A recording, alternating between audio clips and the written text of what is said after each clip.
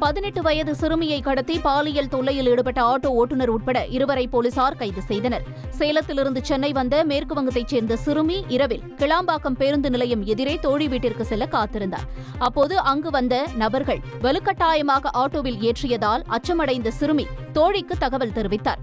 அவர் காவல் கட்டுப்பாட்டு அறைக்கு தகவல் கொடுத்துள்ளார். போலீஸ் நெருங்குவதை அறிந்து கோயம்பேடு மார்க்கெட் பின்புறம் சிறுமியை இறக்கிவிட்டு அந்த கும்பல் தப்பியது. இதனையடுத்து ஆட்டோ ஓட்டுநர் முத்தமிழ் செல்வன், அவரது நண்பர் தயாளனை போலீசார் கைது செய்தனர். தப்ப முயன்ற தயாளனுக்கு இடது கால் எலும்பு முறிவால் மாவுக்கட்டு போடப்பட்டுள்ளது. மேலும் தலைமறைவாக உள்ள மற்ற நபர்களையும் தேடி வருகின்றனர்.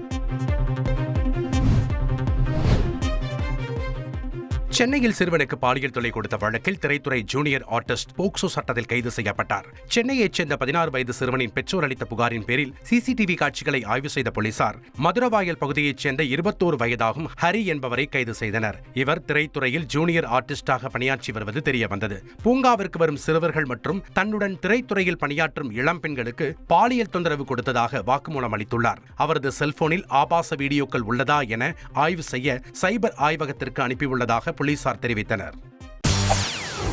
செய்திகளை உடனுக்குடன் தெரிந்து கொள்ள உடனே சப்ஸ்கிரைப் பண்ணுங்க.